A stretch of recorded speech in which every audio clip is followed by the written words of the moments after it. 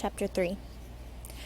The satellite shuddered as Sybil's pod ship disconnected from the docking clamp, and Cress was left alone again in the galaxy.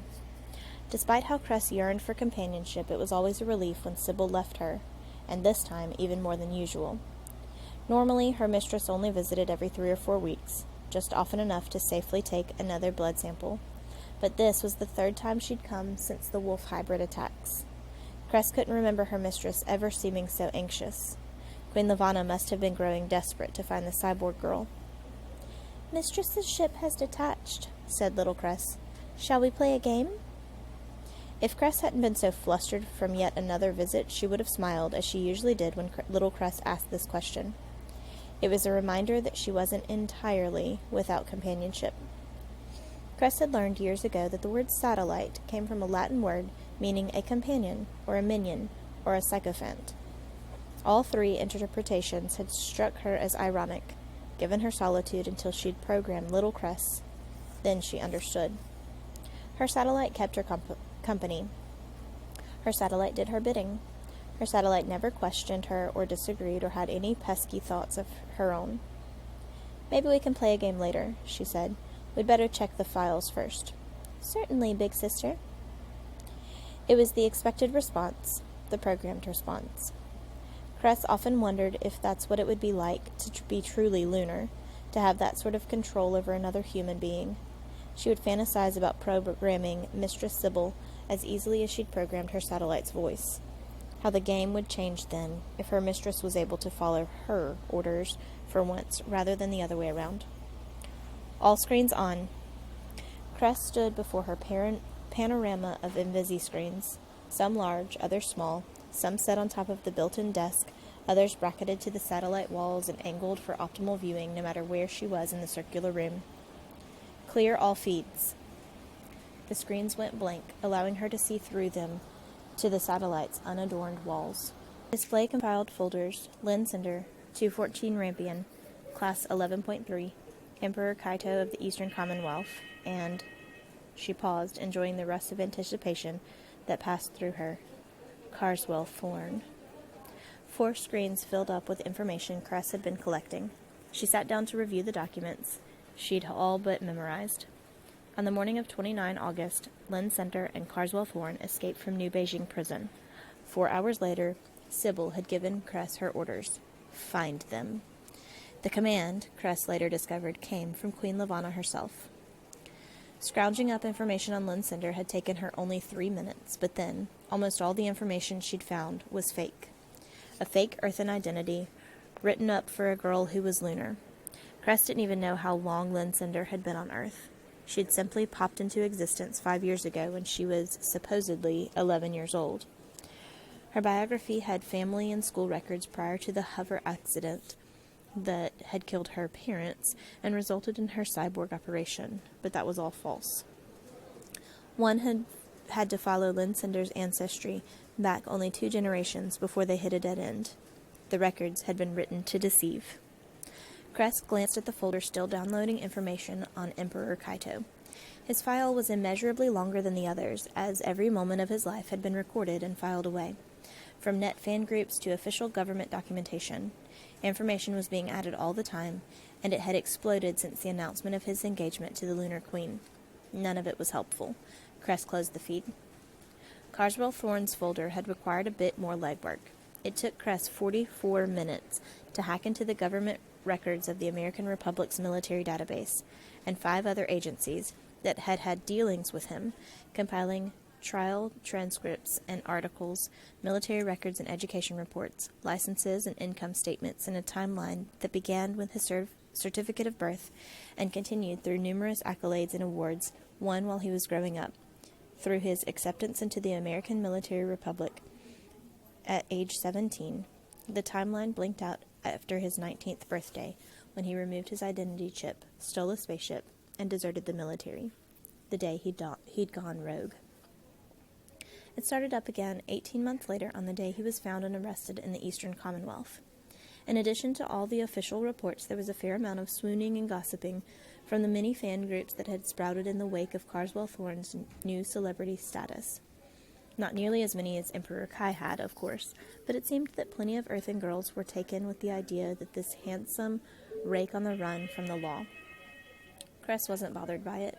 She knew that they all had the wrong idea about him. At the top of his file was a three-dimensional holograph, scanned in from his military graduation. Cress preferred it to the infamous prison photo that had become so popular, the one in which he was winking at the camera, because in the holograph he was wearing a freshly pressed uniform with the shining silver buttons and a confident, one-sided grin. Seeing that smile, Cress melted. Every time. "Hello again, Mr. Thorne," she whispered to the holograph. Then, with a giddy sigh, she turned to the only remaining folder. The 214 Rampion, Class 11.3, the military cargo ship Thorne had stolen. Cress knew everything about the ship, from its floor plan to its maintenance schedule, both the ideal and the actual.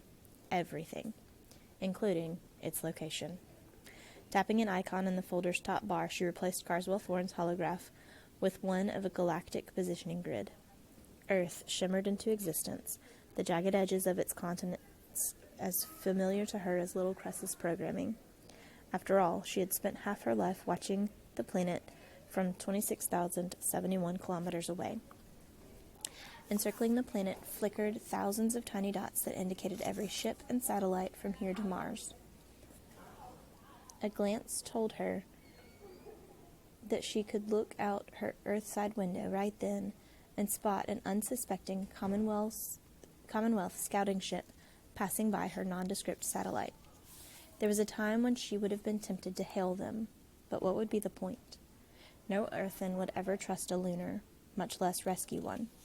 So Cress ignored the ship, humming to herself as she cleared away all the tiny markers on the holograph until only the Rampion's ID remained. A single yellow dot, disproportionate in the holograph so that she could analyze it in the context of the planet below. It hovered 12,414 kilometers above the Atlantic Ocean. She called up the idea of her own orbiting satellite. If one were to attach a string from her satellite to the center of the Earth, it would cut right through the coast of Japan Province. Nowhere near each other. They never were. It was a huge orbiting field, after all. Finding the coordinates of the Rampion had been one of the greatest challenges of Cress's hacking career. Even then, it had only taken her 3 hours and 51 minutes to do it, and all the while her pulse and adrenaline had been singing. She had to find them first. She had to find them first, because she had to protect them. In the end, it had been a question of mathematics and deduction, using the satellite network to ping signals off all the ships orbiting Earth, discarding those with trackers as she knew that the Rampions had been stripped, discarding those that were clearly too big or too small. That left mostly lunar ships, and all of those were, of course, already under her dominion. She had been disrupting their signals and confusing radar waves for years. There were many Earthens who believed lunar ships were invisible because of a lunar mind trick. If only they'd known that it was actually a worthless shell causing them so much trouble. In the end, only 3 ships were orbiting Earth that fit the criteria, and 2 of them, no doubt illegal pirating ships, wasted no time in landing on Earth once they realized there was a massive space search going on that they were about to be caught in the middle of. Cress, out of curiosity, had later scanned Earthen police records in their proximity and found that both ships had been discovered upon re-entering Earth's atmosphere. Silly criminals. That left only one, the Rampion, and aboard it, Lynn Sender and Carswell Thorne. Within 12 minutes of pinpointing their location, Cress scrambled every signal that posed any risk of finding them, using the same method. Like magic, the 214 Rampion, Class 11.3, had vanished into space.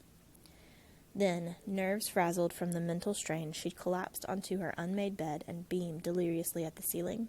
She'd done it. She had made them invisible. A chirp resounded from one of the screens, pulling Cress's attention away from the floating dot that represented the Rampion. Cress spun toward it, flinching when a strand of hair caught in the chair's wheels. She yanked it out with one hand and nudged the screen out of hibernation with the other. The flick of her fingers, and the window was enlarged. Conspiracy theories of the Third Era. Not another one, she muttered. The conspiracy theorists had been slobbering over themselves since ever since the cyborg girl had disappeared. Some said that Lynn Cinder was working for the Commonwealth government or Queen Lavanna, or that she was in cahoots with a secret society determined to overthrow one government or another, or that she was the missing lunar princess, or that knew where the lunar princess was, or that she was somehow tied to the spread of ludimosis, or that she had seduced Emperor Kaido and was now pregnant with a lunar earthen cyborg thing. There were almost as many rumors surrounding Carswell Thorne. They included theories on the real reason he was in prison, such as plotting to kill the last emperor, or how he'd been working with Lynn Cinder for years prior to her arrest, or how he was connected to an underground network that had infiltrated the prison system years ago in preparation for the day when he would require their assistance.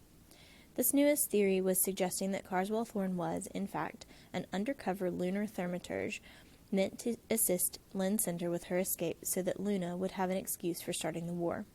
Essentially, nobody knew anything, except for Cress, who knew the truth of Carswell Thorne's crimes, his trial, and his escape. At least the elements of escape she had been able to piece together using prison surveillance video and the statements from the on-duty guards. In fact, Cress was convinced that she knew more about Carswell Thorne than anyone else alive. In a life in which newness and novelty were so rare, he had become a fixture of fascination to her. At first, she was disgusted by him and his apparent greed and recklessness. When he deserted the military, he'd left 6 cadets and 2 commanding officers stranded on an island in the Caribbean. He had stolen a collection of second-era goddess sculptures from a private collector in the Eastern Commonwealth and a set of Venezuela dream dolls on loan to a museum in Australia, to potentially never be seen again in public. There were additional claims of unsuccessful robbery of a young widow from the Commonwealth who owned an extensive collection of antique jewelry. Cress had continued to dig, entranced by his path of self-destruction. Like watching an asteroid collision, she couldn't look away. But then, strange anomalies had begun to creep up in her research. Age 8. The city of Los Angeles spent 4 days in panic after a rare Sumatran tiger escaped from the zoo. Video surveillance of the cage showed young Carswell Thorne, there on a field trip with his class, opening the cage. He later told the authorities that the tiger had looked sad locked up like that, and he didn't regret it. Luckily, no one, including the tiger, had been hurt. Age 11. A police report was filed by his parents claiming they'd been robbed. Overnight, a second-era diamond necklace had gone missing from his mother's jewelry chest. The necklace was traced to a net sales listing where it had recently sold for 40,000 euros to a buyer in Brazil. The seller was, of course, Carswell himself, who had not yet had a chance to send off the necklace and was forced to return the payment along with an official apology. That apology, made public record to prevent other teens from getting the same idea, claimed that he was only trying to raise money for a local charity offering android assistance to the elderly. Age 13. Carswell Thorne was given a week-long school suspension after fighting with 3 boys in his grade, a fight he had lost according to the school's Medroid report. His statement proclaimed that one of the boys had stolen a port screen from a girl named Kate Fallow. Carswell had been trying to get it back. One situation after another was brought to Cress's attention: theft, violence, trespassing, school suspensions, police reprimands. Yet Carswell Thorne, when given a chance to explain, always had a reason. A good reason. A heart-stopping, pulse-racing, awe-inspiring reason. Like the sun rising over Earth's horizon, her perception began to change. Carswell Thorne wasn't a heartless scoundrel at all. If anyone bothered to get to know him, they would see that he was a compassionate and chivalrous person. He was exactly the kind of hero Cress had been dreaming about her entire life. With that discovery, thoughts of Carswell Thorne began to infiltrate her every waking moment. She dreamed of deep soul connections and passionate kisses and daring escapades. She was certain that he simply had to meet her, just once, and he would feel the same way.